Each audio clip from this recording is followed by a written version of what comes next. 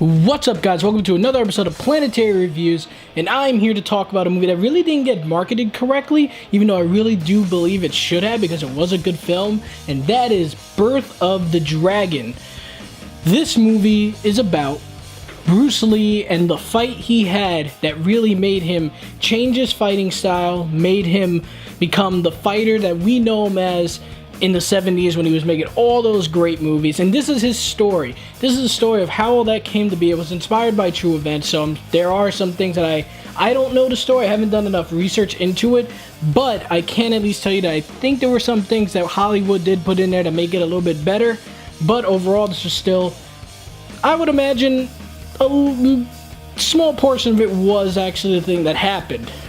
But anyway, in this film, this is actually a movie that I give a lot of credit for. It did something that I was not expecting. It was not afraid to make their main character not perfect. In a film like this, where we're talking about a very famous martial artist who was very popular, people loved him, it's very easy to sit there and be like, you know what, let's not try and make him look arrogant or anything. Let's try and make him look like a hero, a superhero. Let's make him look a little bit perfect. Let's really make him look amazing. And granted, he does have a lot of great moments, but in this movie, Bruce Lee is a lot more real. They don't make him look like a superhero. They try and give you a more accurate representation of how he was. And I gotta commend the actor, excuse me if I mispronounce this guy's name, but the actor that played Bruce Lee is Philip Ng. And his performance was fantastic. I really did enjoy it. He really portrayed Bruce Lee in a very great way. He didn't try to make him seem like a superhero. He portrayed him like a person, which is something that I really did enjoy. I really did enjoy the fact that he was not a superhero. He really portrayed him as this arrogant, cocky, like, I'm the best. I've never lost a fight. I'm awesome. Like, hey, you think you're better than me? Come at me. And that I loved. I loved that. Because the story to this movie, I'm not going to get into any spoilers, but the story to this movie, it's telling you the story of how he became who he is today. So basically, in the beginning, Bruce Lee was living in San Francisco, and he was teaching people Kung Fu, particularly white people Kung Fu. And that is something that was frowned upon. Kung Fu is something sacred, something that should be kept with what the Chinese believe should be kept with them. They don't want people to use it as a weapon, as a toy. They want people to appreciate it. It's something that is to be appreciated, not to be sold and bought like a material. And this movie does a great job of portraying that. Excuse me. And also, the way they portray that is through an actor named Jia Yu that played Wong Jackman, and that was his opponent in this film. In this film, he has come to America because he gets into a battle and it doesn't end well. And he has to come here to do penance. He seeks penance and he starts washing dishes and everything. So the way this movie starts, he doesn't initially want to go after Bruce Lee and want to fight. The way it happens and the way the battle progresses, I'm not going to go into spoiler territory, but the way it progresses and why it happens is really well done, the way they did it in the movie. I don't know if this is how it happened in real life, but the movie did a good job of making it happen. And when the action went down, it was amazing. These two actors, the way they did their martial arts, the way they did the choreography, the way that they just trained, you could tell that these guys worked hard. They did great, especially the young man that played Bruce Lee. He did an amazing job. He had the physique, he had the character, he had the mannerisms, he had the voice almost. It felt a little off, but he did a really good job with the voice. Excellent portrayal of the character. I really did enjoy it. You could feel the confidence, the cockiness, and you were still intimidated by this man. And that is something you really did need when you're portraying a man like Bruce Lee. He was amazing. I really give him a lot of credit for that. But there are some downfalls. One of the downfalls of this movie is this side story that's going on. This part, I don't know if it's true, but it felt like this may have been the part that Hollywood put in to keep butts in seats, to keep people in there and going, let's make this movie a little bit longer. And basically, what it is that one of the students that Bruce Lee is teaching ends up getting involved with the Chinese mafia, pretty much. And he gets into some bad stuff. And I don't want to get into spoiler territory, so I'm just going to keep it brief. He gets into the mafia stuff, and he needs to get out, and Bruce Lee is a little like, it's not my problem. And then you have Wang Jackman, who is sitting there like, listen, I'll try and help you. He's trying to be the more spiritual person, while Bruce Lee is like, I'm just trying to succeed for myself. Yeah, he's teaching others about fighting and stuff, but he mainly just wants to succeed in the business as a movie star and everything for himself. He's kind of selfish, which the movie isn't afraid to touch. And the man that plays that character, his name is Billy Mang Newson. Sorry if I mispronounced that guy. But a lot of these guys I've never seen before in movies, so I didn't have their names memorized as I saw this. So when I'm butchering his name, I apologize. I'll put a picture up for you guys to see. I apologize. But he does a good job. He does a good performance, and I really enjoyed him. He was good.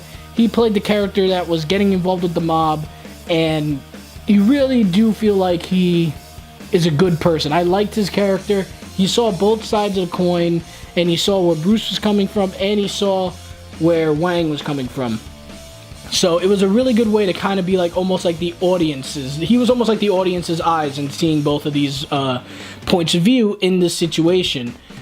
And that part of the story, like I said, it felt forced. It didn't really feel natural. But I understand why they did it, because then it wouldn't really be a full movie if they just sat there and went, let's just get straight to this fight and boom, done. They need a little something to create drama and everything. But that was a flaw for me. But when it came to the fighting, when the fighting went down, this was great. Amazing work. I was so excited seeing all the fights go down, even just like simple training stuff. It was great. All the performances were spot on. The martial arts was amazing. The camera work was fantastic.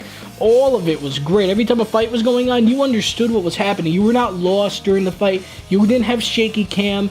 They did a lot of great editing styles to make it look unique. There were a lot of moments during the fight where they did a cool thing where like each person, Bruce Lee was able to like kind of study who he was fighting and see what they were going to do in the future by reading them. Great way to do that, to make just portray how smart and amazing fighters these two were. Great job. The only thing when it came to the action, there were two scenes. I guess they were kind of like trying to pay homage to like the old kung fu movies where they use wire work and stuff like that. For the most part, this movie was super realistic. It had a great realistic feel until I started seeing them, do like kind of crazy jumps and stuff like that. You could kind of tell there was wire work there. I understand you're trying to pay homage to maybe some of the older kung fu style movies, but it kind of turned me off a little bit because of how much of a real tone this movie had. It didn't feel fantastical. It felt really realistic. So when those moments did happen, I sat there and I was like, you're kind of taking me out of it. It looks cool, but you're kind of taking me out of it. But guys, overall, Birth of the Dragon was a great martial arts movie. It didn't change the game and how we do things, but it had great martial arts, some great performances, a really good story that wasn't afraid to make their protagonist look flawed and have him learn something in the end, especially someone as big as Bruce Lee. So I really commend them for not being afraid to do that, because a lot of movies would probably be like, or a lot of producers, directors would be sitting there like, let's not do that. But they did it, and I feel that everyone who is a Bruce Lee fan will be satisfied with this movie. And I even think Bruce Lee himself, if he was alive today, I think he would appreciate this film. I think he would really appreciate just how ballsy it tried to be with the portrayal of him, while not making him look like a jackass or a jerk. It did a good job of portraying just a human being who was a little flawed, but was an amazing fighter. So, at the end of the day, Birth of the Dragon gets a solid B+ from me, guys. I hope you guys enjoyed the review. Tell me what you guys thought of this movie, because like I said, it didn't get marketed very much. So I'm curious if you guys were able to catch this movie. Are you guys interested in seeing it after you saw this review? Are you more interested? Perhaps you've seen the movie. Tell me what you guys think. I always want to know your guys' opinions. Guys, my next game review, I'm thinking, because I have family over this week, and I'm just trying to get ready for school to start, so I'm kind of just taking a small break. I wanted to bring you guys this review. But my next game review is going to be Destiny 2. When that comes out, like I said, I'm trying to ease my way back into college. I'm sorry I can't just give you every game that's coming out. But Destiny 2 is my next game review. And I believe my next movie review is going to be It.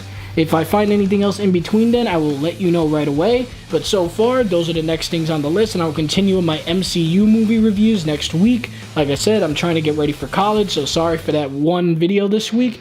But, guys, those are the plans, and I hope you guys enjoyed this review as always, and have a great day.